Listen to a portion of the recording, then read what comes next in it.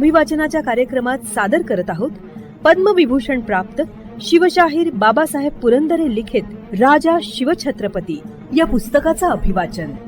ऐकूया या पुस्तकाच्या पूर्वार्धाचा भाग 22. अभिवाचक जयंत ठोंबरे.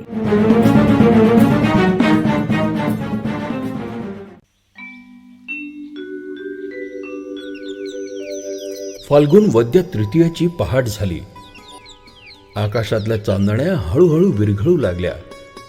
प्रभेचे तीक्ष्ण बाण सोडीत आणि अंधाराचा विध्वंस उडवीत उषा आणि प्रत्युषा क्षितिजावर आल्या. सगळीच सृष्टी उजळू लागली. बालसूर्यांच्या स्वागतार्थ स्वर्गाचे देव जणू पूर्वेकडे ओंजळी भरून गुलाल उधळू लागले. पूर्वा रंगली, वारा हर्षावला, पाखरे आकाश घुमवू लागली. शिवनेरीच्या नगारखान्यात सनईचा उघडा वाजू लागला आणि अत्यंत गतिमान सप्त अश्व उधळीत बालसूर्याचा रथ क्षितिजावर आला.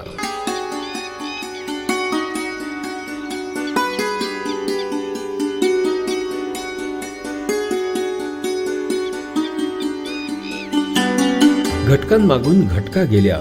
जिजाबाईंचे पोट दुखू लागले. सुईणीची, कुळंबिणीची आणि वैद्यांची गडबड सुरू झाली. जिजाबाईने बाळणपणाच्या खोलीत प्रवेश केला. विश्वासराव, नारोपंत, गुमाजी नाईक वगैरे सर्व मायेची माणसं जिजाबाईच्या काळजीत आणि तितक्याच उत्सुकतेत चूर होती.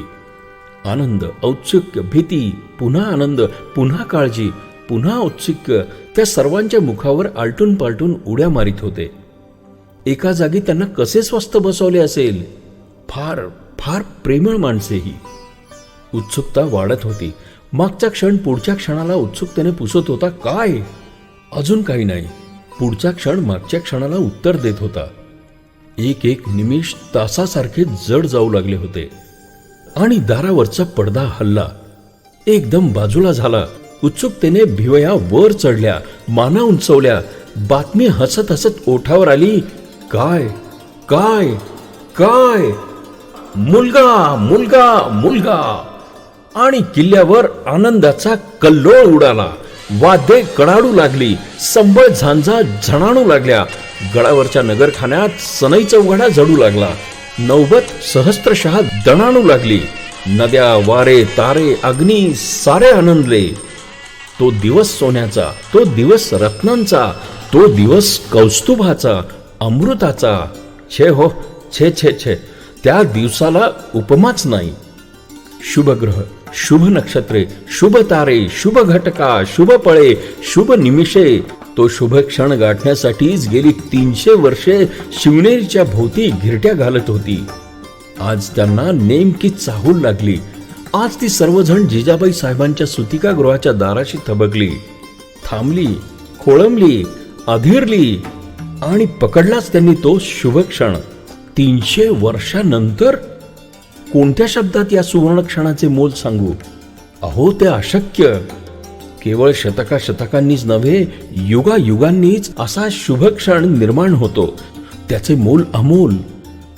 शालिवाहन शकाच्या 1551व्या वर्षी शुक्लनाम संवत्सरात उत्तरायणात फाल्गुन महिन्यात वद्य तृतीयेला शिशिर ऋतूत हस्त नक्षत्रावर सिंह लग्नावर शुक्रवारी सूर्यास्तानंतर पूर्ण अंधार पडल्यावर शुभक्षणी अखिल पृथ्वीच्या साम्राज्याचे वैभव व्यक्त करणारे 5 ग्रह अनुकूल आणि उच्चीचे असताना जिजाबाई साहेब आई साहेबांच्या उदरी शिवनेरी किल्ल्यावर पुत्र जन्मला. तो दिवस होता शुक्रवार दिनांक 19 फेब्रुवारी 1630. शुक्ल संवत्सराने आपले नाव सार्थ केले. उगीच त्याला काळे म्हटले. शुक्ल संवत्सर, शुभ संवत्सर, शिव संवत्सर. गडाचे तोंड साखरेहूनही गोड झाले. आई साहेबांच्या महालापुढे पालखीतून आणि घागरीतून धोधो धबधबलेले पाणी 12 वाटा वाहत निघाले. खळखळणारा ओघ वेशीला आला. पुत्र कोणाला झाला? पुत्र जिजाबाई साहेबांना झाला. पुत्र शहाजीराजांना झाला. पुत्र सह्याद्रीला झाला. महाराष्ट्राला झाला. भारतवर्षाला झाला. प्रत्येक जलौघ वळसे घेत घेत दिल्लीच्या, विजापुराच्या, गोव्याच्या, मुरुड जंजिऱ्याच्या आणि गोवळ कोंड्याच्या वेशीकडे धावत होता. तिथल्या मगरूर सुलतानांना बातमी सांगायला आला आला सुलतानानो, तुमचा काळ जन्माला आला. तुमच्या आणि तुमच्या उन्मत्त तख्तांच्या चिरफळा उडवण्याकरता कृष्ण जन्माला आला. शहाजी राजांकडे बातमीची साखर थैली रवाना झाली. यावेळी राजे दर्याखान रोहिल्यांशी लढण्यात गुंतले होते. गडावर शीतल आणि सुगंधी वारे वाहू लागले. गडाच्या परिसरातील खेड्यापाड्यात ही पुत्र जन्माची बातमी पसरली. थोर मनाच्या शहाजी राजांना आणि तितक्याच थोर हृदयाच्या जिजाबाई साहेबांना पुत्रलाभ झाला हे समजल्यावर जुन्नर मावळ आनंदलं. बाळंतिणीच्या खोलीत आता कुळंबिणीची आणि सुईणीची धांदल उडून गेली. गुडघ्या पोतर ओचे खून आणि आडवा पदर कमरेला खोचून त्या कामे करीत होत्या. बाळंतिणीचे सर्व उपचार सुरू झाले होते. त्या मराठमोळ्या आयाबाया आईसाहेबांना फुलासारखे सांभाळीत होत्या. बाळ जन्माला आल्यावर आईसाहेबांच्या भोवती त्या जमल्या. छे, दंडाची लुगडी नेसणाऱ्या त्या गरीब बाया म्हणजे सुईणी कुळंबिणी नव्हत्याच, मग कोण? त्या होत्या जणू प्रत्यक्ष नीती, धृती, कीर्ती, भक्ती, शक्ती, विद्या आणि प्रीती. मराठमोळ्या वेशात या देवता जणू बाळाच्या भोवती मूर्तिमंत उभ्या होत्या. कारभाऱ्यांची आनंदाने धांदल उडाली. त्यांनी वेदशास्त्र संपन्नांना बोलावून आणलं. त्या वेदमूर्तींनी बाळाला शुभाशीर्वाद दिले, स्वस्ती वाचन केलं. नंतर सोयीणींनी बाळ बाळंतिणीला कडक पाण्यानं न्हाऊ घातलं. कारभाऱ्यांनी मग जाणत्या नेणत्या हुशार ज्योतिषाला बोलवून आणलं. सन्मानानं त्यांना सदरेवर बसवलं. त्यांच्या भोवती सर्व वडीलधारी मंडळी बसली, जणू लहानशी सभाच बसली. मंडळींनी ज्योतिषबुवांना बाळाची कुंडली मांडण्याची विनंती केली. ज्योतिषांनी मखराखीत श्री गणेशाय नमः केले. मोठ्या चिकित्सापूर्वक चौकस गणितानं त्यांनी नवग्रहांची स्थापना ज्याच्या त्याच्या घरात केली. कुंडली मांडली. ती कुंडली अशी: श्री गणेशाय नमः, शुभम भवतु, स्वस्ति श्री शालिवाहन नृप, शके 1551, फाल्गुन वद्य 3, शुक्ल नाम संवत्सर, शुक्रवार, हस्त नक्षत्र, शिशिर ऋतू, सिंह लग्न, कन्या रास, पुत्र जन्म. सिद्ध झालेली कुंडली हाती घेऊन त्यांनी अवलोकिली. त्या ज्योतिषांचे चित्त आश्चर्यमुग्ध होऊन गेले. प्रातःकालाच्या प्रफुल्ल कमल पुष्पाप्रमाणे आनंदित होत साते ते विद्वर्य आपल्या सन्मुख बसलेल्या सज्जनांप्रत माना डोलवी त्या समय सांगते झाले: महाजन हो, पृथ्वीचे भाग्य उदयले. या भूमंडळाचे ठाई अतिथोर सौभाग्य मुहूर्तावर हा कुमार जन्माला आलाय. याची कुंडली अत्यंत मोठ्या अशा भाग्ययोगांनी परिलुप्त आहे. अहो, हा सुपुत्र दिग्विजय करील, हा परम साहसे करील, आपली कीर्ती दिगंताला पोहोचवील. हा आपल्या सत्तेत गिरिदुर्ग, जलदुर्ग, वनदुर्ग, स्थलदुर्ग ठेवील. श्रांत पृथ्वीस शांत करील. सकल भूमीचे ठाई हा सुपुत्र यश, कीर्ती, प्रताप, महिमा वाढवून चिरंजीव होईल. हे शुभ भविष्य ऐकून कारभाऱ्यांच्या माना डोलल्या, मुद्रा आनंदल्या. त्यांना धन्य धन्य वाटलं. ओंजळी भरभरून दक्षिणा देऊन त्या ब्राह्मणांची त्यांनी संभावना केली. इवलेचे बाळ ते, त्याला अजून धड रडता सुद्धा येत नव्हतं, पण त्याच्याकडून अपेक्षा केवढ्या मोठ्या. आईसाहेबांच्या सौम्य मातृदृष्टीतही त्याच अपेक्षा दाटलेल्या होत्या. तो सह्याद्री तर आनंदानं खदखदत होता. जणू म्हणत होता, अरे, ह्या पोराची कुंडली विती दीड वितीच्या अशा चिठोऱ्यावर काय मांडता. सूर्योदयापासून सूर्यास्तापर्यंत पसरलेल्या या अफाट आकाशावर ब्रह्मदेवानं त्याची कुंडली केव्हाच मांडून ठेवली आहे. मोठी वाळीत बाळानं पहिला टाहो फोडला.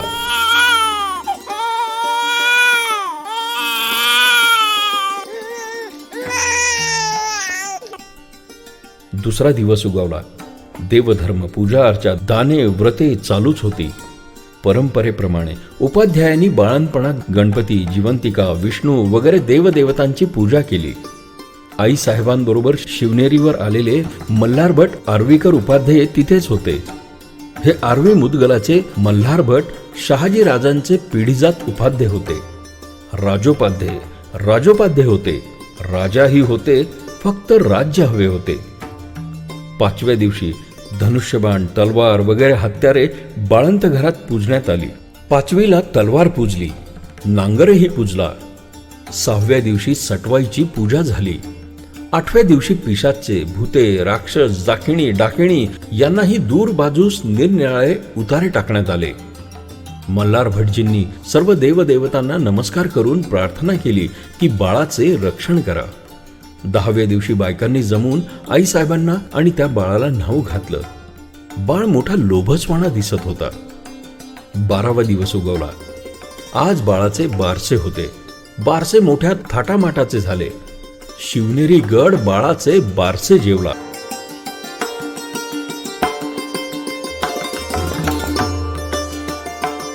मानापानाच्या मानकरणी माया बहिणी, सुईणी, कुळंबिणी जमल्या. पाळणा सजून सावरून बाळाची केव्हाची आतुरतेने वाट पाहत होता. आईसाहेब पिवळ्या रंगाचे जरीचे लुगडे नेसल्या. अंगा खांद्यावर त्यांनी नेहमीचे भारदस्त दागिने घातले. त्या खरोखरच आता उषःकालच्या प्रसन्न दिनश्रीप्रमाणे दिसत होत्या. त्यांनी बाळाला मांडीवर घेतले. बाळानेही मोठाच थाटमाट केला होता. जरीचे आंगडे, जरीचे कुंचडे, मोठा रुबाब होता.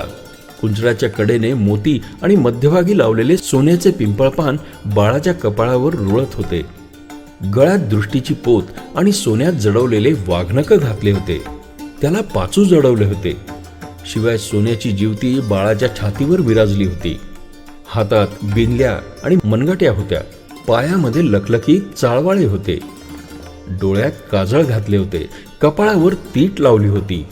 सुवासिनींनी बाळाला आणि आईसाहेबांना ओवाळलं. बायकांनी बाळाला हाती घेतलं. कुणी म्हणाल्या गोविंद घ्या, कुणी म्हणाल्या गोपाळ घ्या.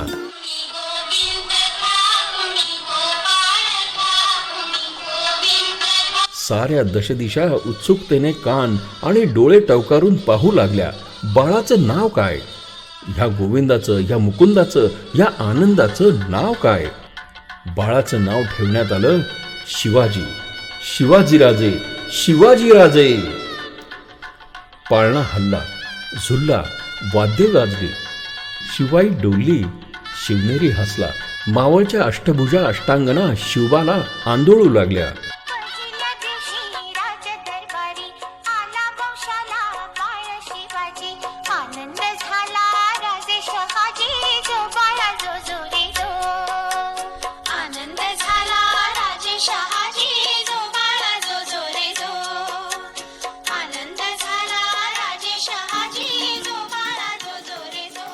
बाळाचा जन्म शिवनेरी किल्ल्यावर झाला म्हणून बाळाचे नाव ठेवले शिवाजी.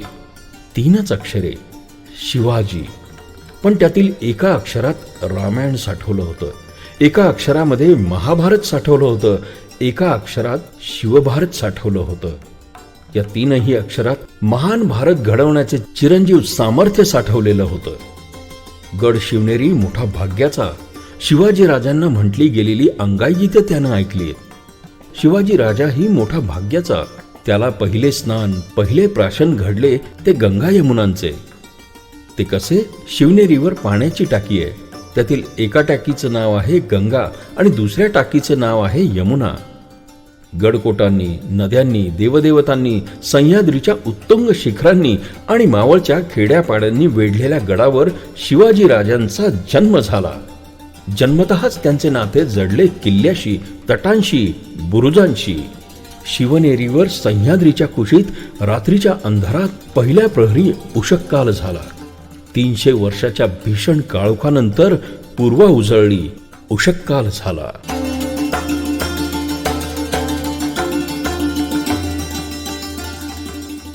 श्रोते हो, पुस्तक अभिवाचनाच्या कार्यक्रमात पद्मविभूषण प्राप्त शिवशाहीर बाबासाहेब पुरंदरे लिखित राजा शिवछत्रपती या पुस्तकातल्या पूर्वार्धाचा भाग 22वा आज आपण ऐकलात. रसिक हो, आपल्याला हे पुस्तक अभिवाचन आवडतंय, भावतंय, ऐकावंसं वाटतंय हे आपण दिलेल्या कमेंट्सवरनं लक्षात येतच आहे. पण आपण आपल्या याविषयीच्या कमेंट्स, प्रतिक्रिया आम्हाला रेकॉर्ड करूनही पाठवू शकता. या पुस्तक अभिवाचनासाठी येणाऱ्या प्रतिक्रियांवर आधारित प्रतिसाद या विशेष कार्यक्रमात त्याचा नक्कीच समावेश केला जाईल. मग आता त्यासाठी आमचा व्हॉट्सअप क्रमांक आहे 94 222 55 909. क्रमांक पुन्हा एकदा ऐका 9422 55909. तसंच तुम्ही ईमेलही करू शकता. त्यासाठी आमचा मेल आयडी आहे image@27 IMAGEAD.com IMAGEAD27@gmail.com. तेव्हा आपल्या प्रतिक्रिया रेकॉर्ड करून आम्हाला नक्की पाठवा. आम्ही त्याची आतुरतेने वाट बघतो आहोत. आणि आता जाता जाता रेडिओ जयंतचे दर्जेदार कार्यक्रम ऐकण्यासाठी, त्याचं वेळोवेळी नोटिफिकेशन मिळवण्यासाठी रेडिओ जयंत लाईक करा, शेअर करा. आणि हो, रेडिओ जयंतच्या या यूट्यूब चॅनलचं सबस्क्रिप्शन फ्री आहे. तेव्हा लगेचच रेडिओ जयंतला सबस्क्राईब करा.